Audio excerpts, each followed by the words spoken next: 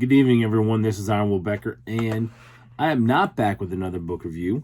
I actually have been working on being here on a weekly basis, and I really have no topic for tonight.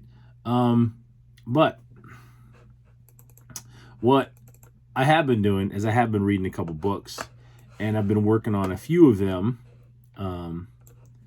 to finish. One that I'm reading right now is the story of Eddie Gallagher.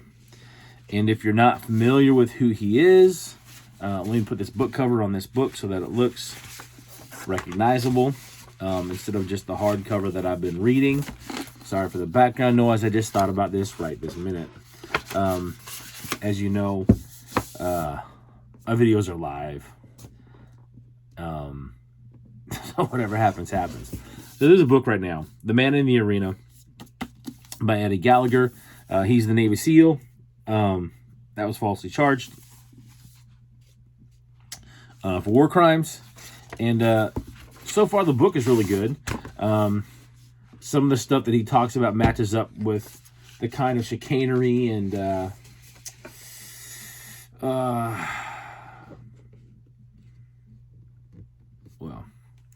kind of stuff that happens sometimes in a military unit. And so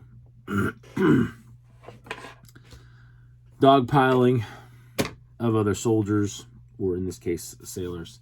But you know, one of the things I've done over the past several years on my channel is talk about a principle-centered life. And I just watched the new Batman film with my boys, and they watched it on HBO Max the other night. And I got to tell you that while this isn't... No, first of all, this is the Batman movie they should have made pre-Batman v Superman, pre-Justice League. One of my big pet peeves about those two films is Batman's age. I'm sorry, but Batman and Superman are relatively the same age. Give or take, I think, 5 years. I don't remember the lore as much anymore, and I did not look this up at all for today.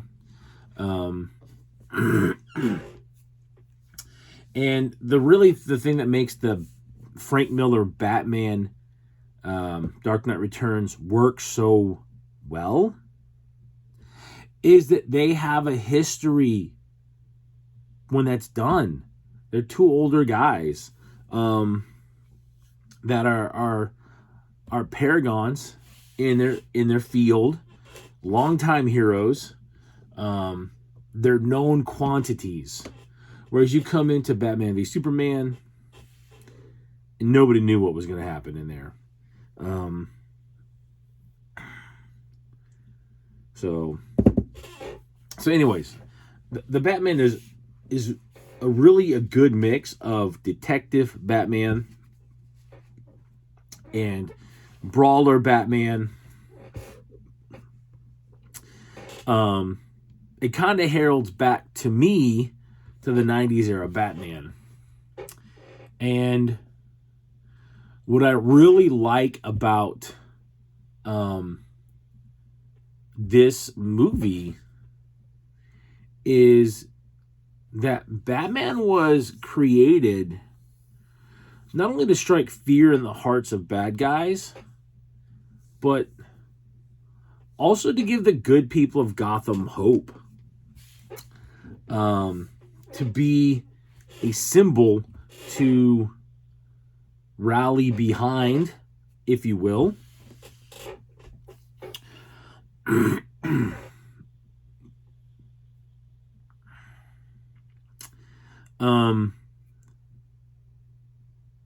And to be a positive example of what a citizen can do. Yes, a billionaire, right.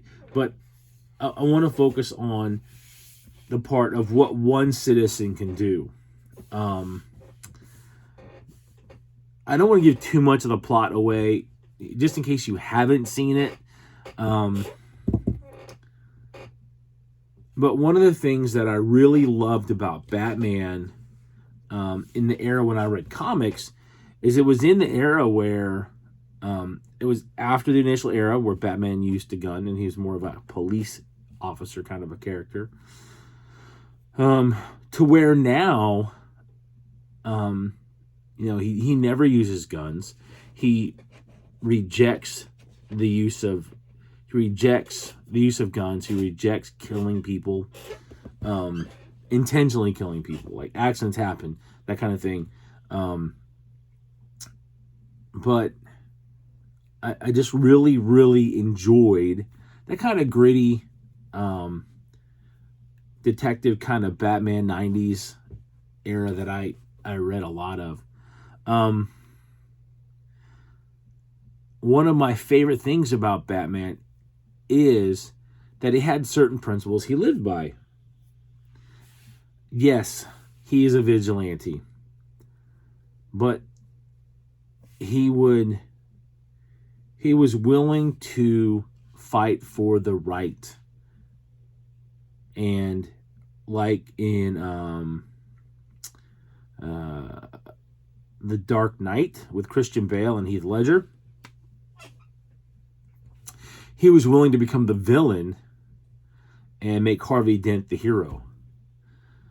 One of the things that I value about Batman as a character, and that's something that I've tried to work on for myself, is to care little what other people thought of me. Unless that person had the kind of a relationship with me that would make it important for me to listen to them. One of the lessons I learned from my mom is I remember coming in and some kids in the playground were saying stuff about my mom that weren't true. You've all probably had some similar experience, or maybe your dad. And my mom, she said, "Why are you upset? But they're saying things about you. Are they true? No. Then what does it matter what they say?"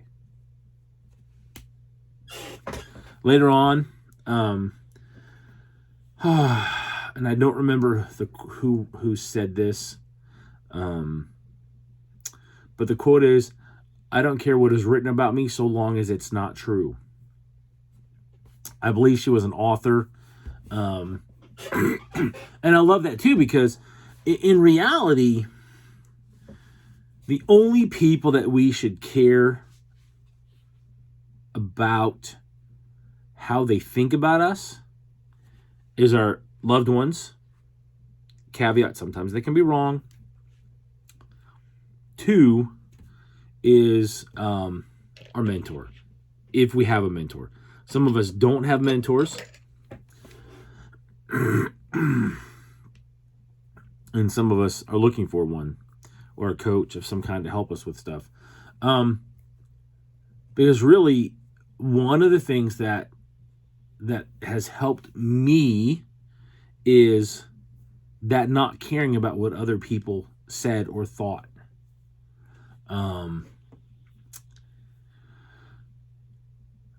It caused issues. I will be frank with you. And sometimes today it still causes issues. When I disagree with a loved one, issues. So understand that we have to develop a self-confidence in and about ourselves that really kind of leads us into the future that we want. Whatever the goal is, whatever the desired result is, we've got to lead ourselves into that. And sometimes it means we've got to make time to visualize it. Sometimes it means we've got to sit down and put a dream board together to show it. And sometimes that can be hard because we may not always know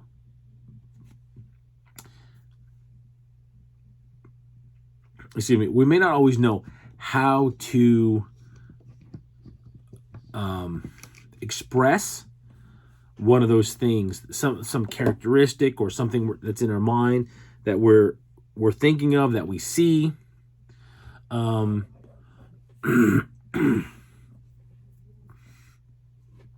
know for a long time, I couldn't really pin down why Wolverine was one of my favorite characters in the Marvel Universe. And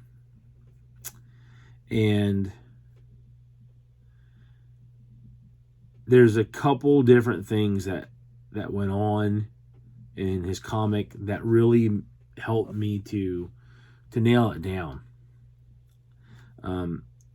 Batman and Wolverine both share that tenacious pursuit.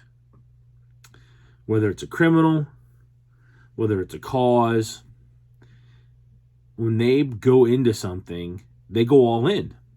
And I've loved that about them. I always say that Wolverine is tenacious. Excuse me. I feel it's a better descriptor for an animalistic like character as a Wolverine. And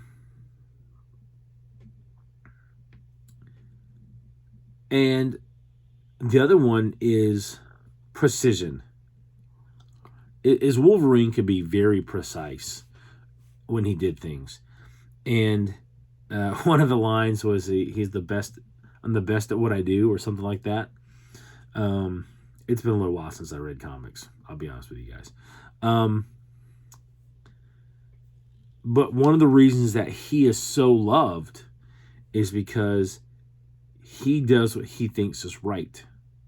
He beats his own drum. He walks his own path. And it's just reminded me of my senior year of high school, which is kind of hilarious. Because of the things that happened that year. I ended up not having a full class load. And I ended up being very angry at the school for things that had happened. And because of that, I pretty much did whatever I wanted my senior year. I went to classes I wanted to attend. I didn't attend the classes I didn't want to attend. I would literally go to my work program that I was in, and I spent a good number of days actually working in the office. But there are days I'd roll in, I'd drop my bag and be like, I'm out. I'll be back by lunchtime. Do you want lunch? And yeah, I would buy the guys in the office lunch. I'd buy the guy who was my kind of direct supervisor.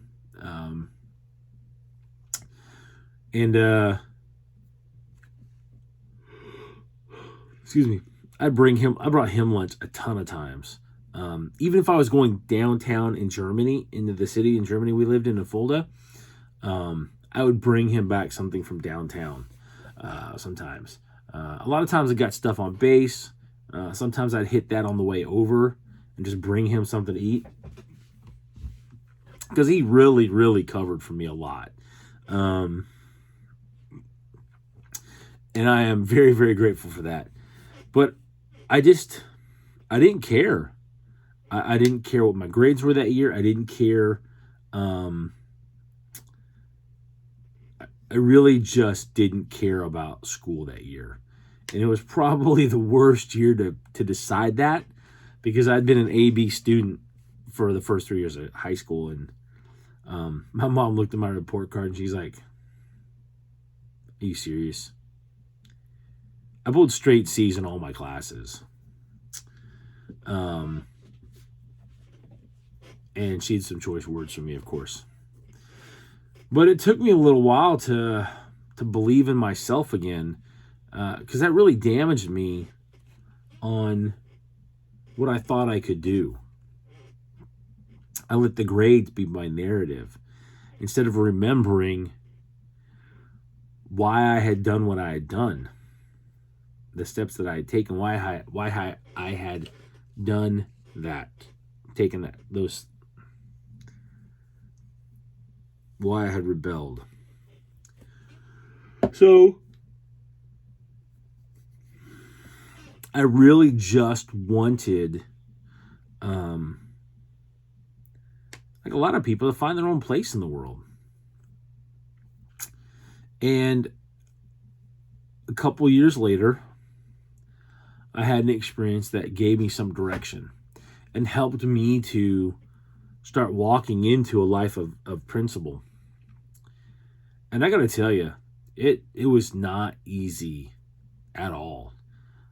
It was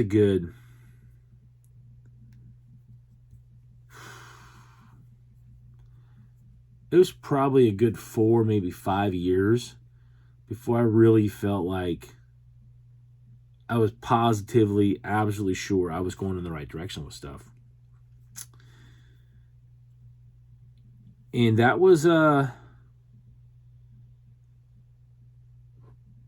lot of just going through the motions at some point. I knew the direction I wanted to go, and it took an experience. Excuse me.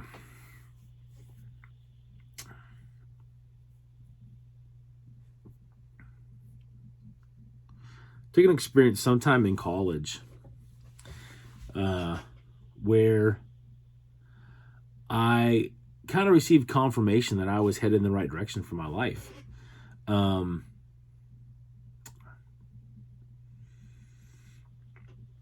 it's not always been easy to keep going in the right direction.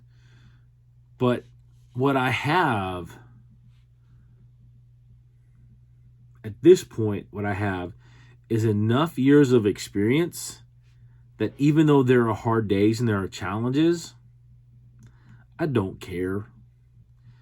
There are days where I honestly, if I could, I would hang things up and just take a break. But I can't. I'm not. Yes, I could. Absolutely I could. But I won't, because the things I want are too important to me. The challenges that I have to overcome, that's fine. I'll do that. Because what I want most is to make a difference in the lives of my family and then those around me in my circles of influence. And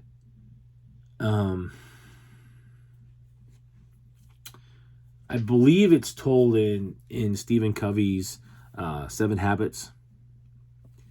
And in there, he talks about a man who dreamed of changing the world. And he wasn't changing the world, so he switched to his country, and then he switched to his friends, and then he switched to his family, and then at the end of his life, he realized he should have started with himself. And what happens is when we work on ourselves, we grow our circle of influence. And that goes from just our family to a secondary and tertiary groups of people. And you don't really know always the number of people that you can positively impact their lives when you live a principle-centered life, when you live according to time-honored traditions. I was just listening to a podcast yesterday. Yeah, it was yesterday, I think. And they talked about what are now called Judeo-Christian values. But they're older than that.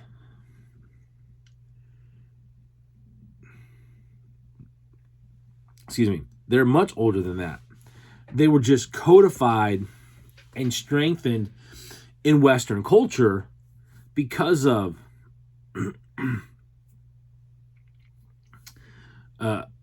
what happened in Greece and what happened with the Roman Empire expanding, and the different things that came historically through that. The code of chivalry being created, the Renaissance coming later. But the Renaissance happened because of the growth of Christianity. Because people were exploring, their minds were expanding because of the changing in the culture. And freedom was growing. And what we've learned is that when you grow leadership and entrepreneurship, freedom grows. And that's what was happening throughout that era, is freedom grew. It grew a lot. The feudal system, slavery comes apart, and then the feudal system, dismantles, and there's a lot of rambling in this video. I apologize for that. Hopefully I've made some good points, something that you can take away from it. Because that circle of influence can become huge. It can be very big. You don't know, and I really hope that we never get the full scope, especially for myself, because one of the things that I have to constantly battle is my pride. Because I think I'm amazing. And I can't take myself seriously when I talk like that, because I know that, pride has been a very serious issue for me. And it's got me in trouble before. And I don't want that trouble. But man, I really, really enjoy the power of the relationships that I get to enjoy today, because of the investment of books like these here, as well as my Bible study, as well as other good books that teach and inspire and provide leadership. I have had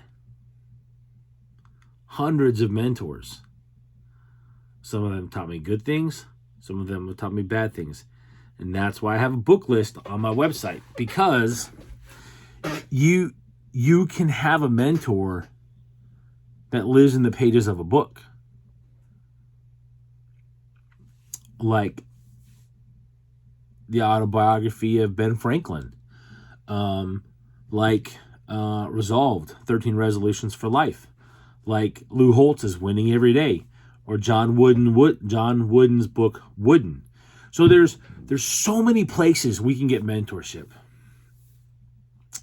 But the one thing that a book cannot do is give you live feedback from somebody who's a little farther down that road of changing and growing themselves. Christianity views self-improvement as a lifelong quest.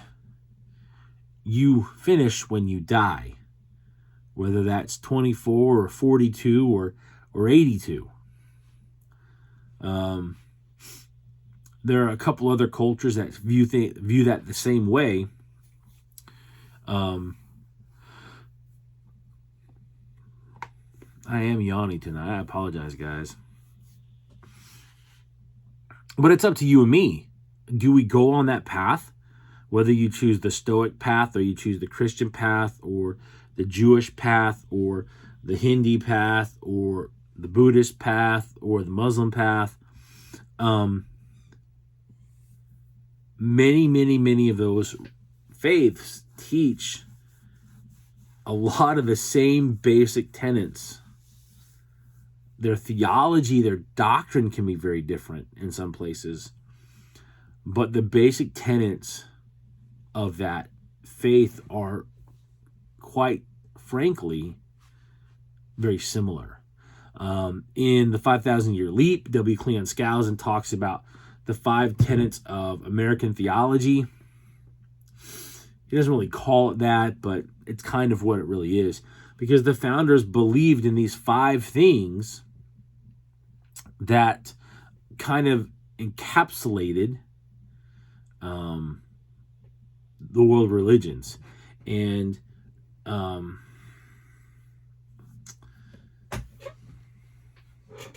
should have looked this up, but like I said, I'm just kind of going on, just kind of rambling about it. Let me see if I can find it.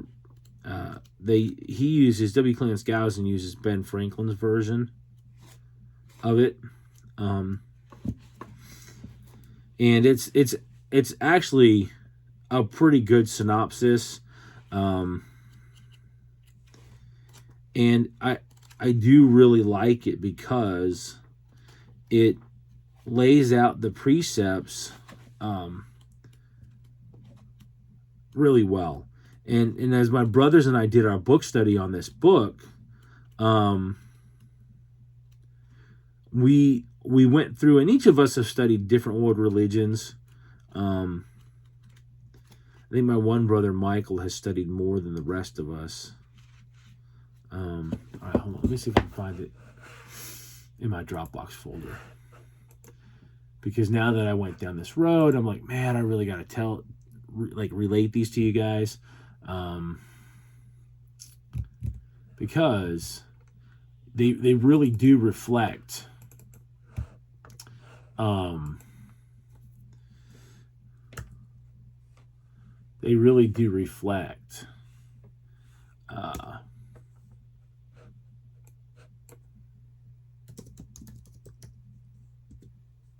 no, I want that folder right there.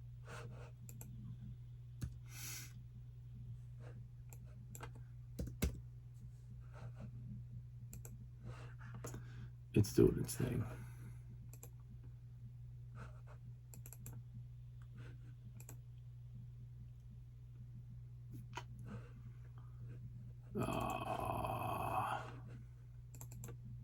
I got it. Okay, so the 5 points of American theology, the way that Ben Franklin summed them up, are: 1, there exists a creator who made all things, and mankind should recognize and worship him. 2, the creator has revealed a moral code of behavior for happy living which distinguishes right from wrong. 3, the creator holds mankind responsible for the way they treat other people. 4, all mankind live beyond this life. 5, in the next life, mankind are judged for their conduct in this one. I love that, because if you look at the world religions, so many of them have those as the very, very basic tenets, principles. And I just want you guys to understand that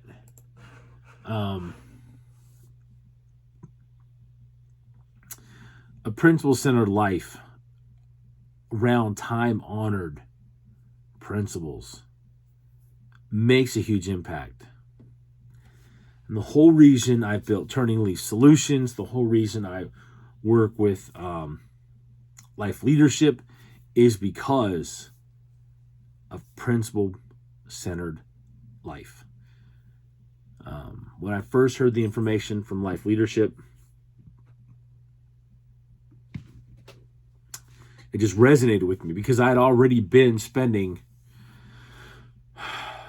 years studying my own faith, and then about 3 years studying business and leadership.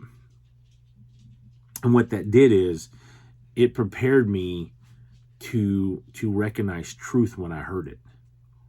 Now, I just want you guys to know that it's super important to me that you choose your path. Don't choose my path, because it's my path. Yours is going to be different. The influence that you're going to have, the voice that you have, is going to be completely different than anyone else. Now, I keep the book list on the website primarily because I can recommend those books to other people. You and I can do a book study together on them. I do coaching. That is why Turning Leaf Solutions was built. There is a Calendly link on there for a free 30-minute appointment. What I can tell you is I can help you. Now, how much is going to be how much of a fit we are, and that's really what that 30 minutes is for. My friends, I am looking to help a couple people this month, 4, 5, 6, to get started, to get on that path of a principle-centered life. And you can be Christian, you can be Muslim, you can be whatever you choose to believe. But I'm really looking to make a difference and to help people, because I love seeing that journey, and how you will grow and change, how you will blossom as a person. So thanks for joining me tonight. If you enjoyed this video, please like and share it. If you're looking for something to help you level up your leadership skills, your people skills, that's what I do. That's my specialty. You can go to turningleafs.com. That's Lima Echo Alpha Foxtrot Sierra.com. And book the Calendly link. There's some other videos up there. There's some other articles up there. I've got one that should be getting published in the next week with Brains Magazine out of the UK. My friends, thank you guys for following me. Thank you guys for the likes and I do speak English. And the subscriptions. I really do appreciate that. My goal is to get to 25,000. And I'm quite a bit of ways from that. I just hit 100 subscriptions on YouTube, and I don't even know where I am on Rumble right now or Odyssey. I haven't really paid attention to those subs yet, but click the link, come subscribe, come check it out.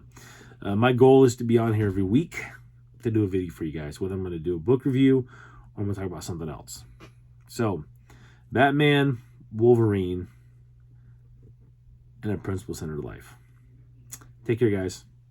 Have a great day.